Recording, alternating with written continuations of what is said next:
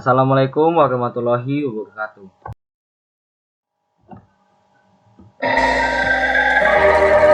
Saya Muhammad Muhammad ini merupakan dari dari Itu.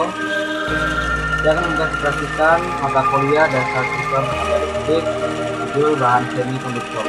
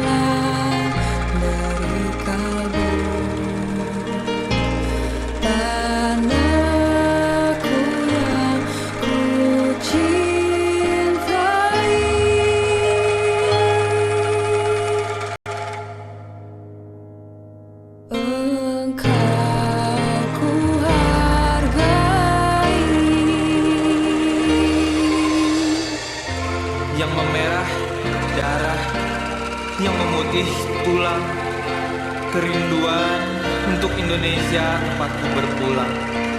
Sejarah mengakar sejak saya lahir, semangat yang tak akan lekang hingga akhir. Indonesia hidup bernafas dalam geram tubuhku. Meski ke tanah seberang ku habisi waktu, tetap raga ini mengantar mimpi Ibu Pertiwi. Menjunjung nama baik, tinggi, tinggi. Walaupun banyak negeri ku jalani, yang masyhur pernah dikata orang, tetapi kampung dan rumahku di sanalah ku rasa senang. Tanahku tak ku lupakan.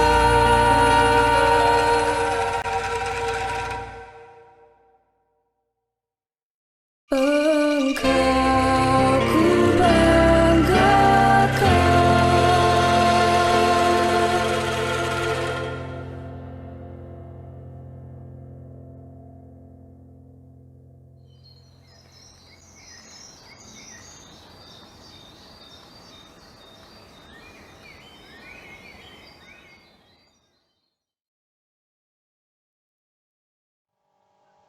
Adapun outline yang saya buat yaitu yang pertama pengertian semikonduktor, yang kedua sifat semikonduktor, jenis-jenis semikonduktor, dan yang terakhir yaitu intrinsik dan ekstrinsik pada bahan semikonduktor.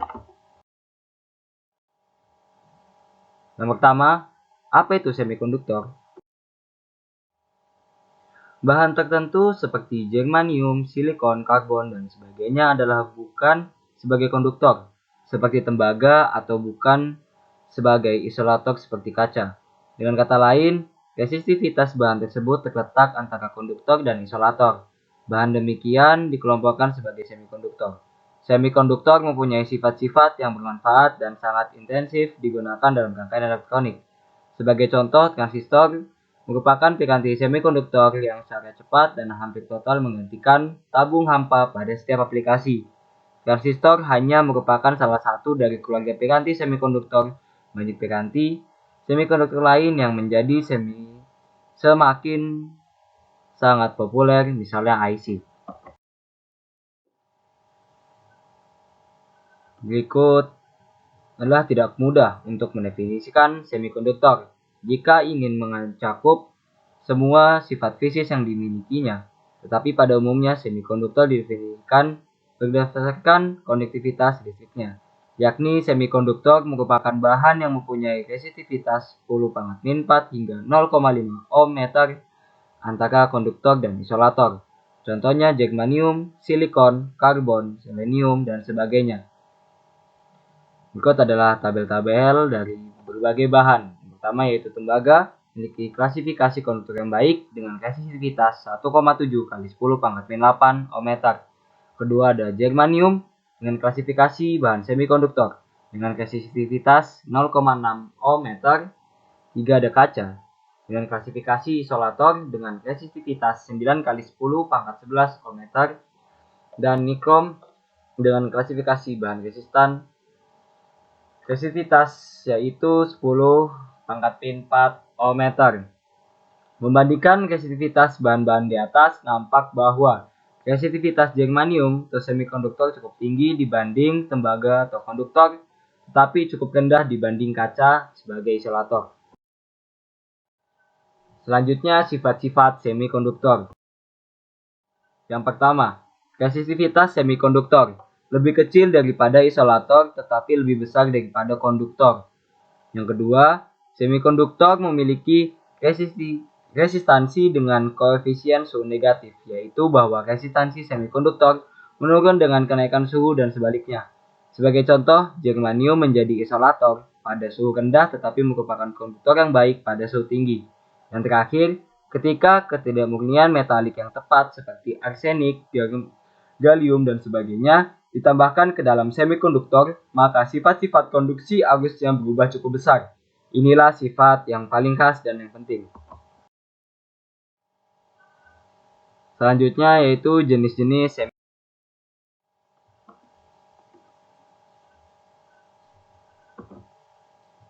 Yang pertama yaitu germanium. Germanium menjadi model bahan di antara banyak semikonduktor. Alasan utamanya adalah dapat dimurnikan dengan relatif baik dan mudah dikristalkan. Germanium merupakan unsur tanah yang ditemukan pada tahun 1886. Germanium diperoleh dari abu batu bara khusus atau dari pipa asap debu berleburan dari seng atau zinc. Pada umumnya, perolehan germanium dalam bentuk serbuk germanium dioksida yang kemudian dibuat germanium murni. Nomor atom germanium adalah 32. Karenanya, ia memiliki 32 proton dan 32 elektron. 2 elektron pada orbit pertama, 8 elektron pada orbit kedua, 16 elektron pada orbit ketiga, dan 4 elektron pada orbit valensi atau terluar. Jelas bahwa atom germanium memiliki 4 elektron valensi atau dikenal pula sebagai unsur tetravalen. Ketika atom-atom germanium tersusun dalam pola teratur dan berulang, maka germanium berstruktur sebagai kristal. Selanjutnya yaitu silikon. Silikon merupakan unsur utama dalam batuan pada umumnya. Sebenarnya pasir merupakan silikon dioksida. Bahan campuran silikon atau silikon compound secara kimia direduksi menjadi silikon yang 100% murni untuk digunakan sebagai bahan semikonduktor. Nomor atom silikon adalah 14, karenanya ia memiliki 14 proton dan 14 elektron. 2 elektron pada orbit pertama, 8 elektron pada orbit kedua, dan 4 elektron valensi, dan karenanya silikon termasuk unsur tetravalen. Atom-atom silikon juga tersusun dalam pola yang teratur sehingga silikon memiliki struktur kristal. Berikut adalah deskripsi pita energi pada semikonduktor. Seperti telah dijelaskan, pada semikonduktor merupakan bahan yang memiliki resistivitas terletak antara konduktor dan isolator. Resistivitasnya pada order 10⁻⁴ hingga 0,5 ohm meter.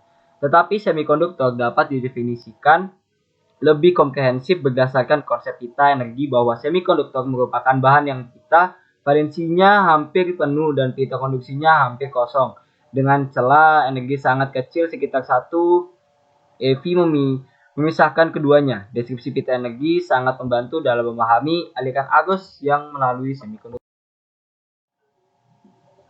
Selanjutnya, apa sih itu intrinsik dan ekstrinsik pada semikonduktor?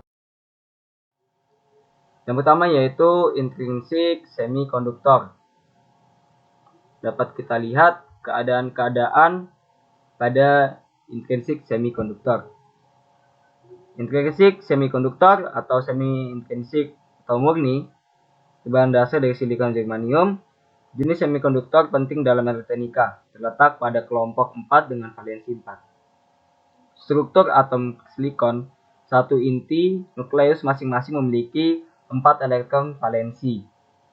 Ikatan inti atom yang stabil adalah jika dikelilingi oleh 8 elektron, sehingga 4 buah elektron atom kristal tersebut membentuk ikatan kovalen dengan ion-ion atom tetangganya. Energi untuk melepaskan ikatan kovalen yaitu silikon sama dengan 1,1 eV dan germanium sama dengan 0,7 eV. Semakin tinggi suhu ruangan, energi kovalen juga akan meningkat. Tipe N. Misalnya pada bahan silikon diberi doping purpose atau arsenik yang pentavalen, yaitu bahan kristal dengan inti atom memiliki 5 elektron valensi dengan doping silikon yang tidak lagi murni. Akan memiliki kelebihan elektron membentuk semikonduktor tipe N.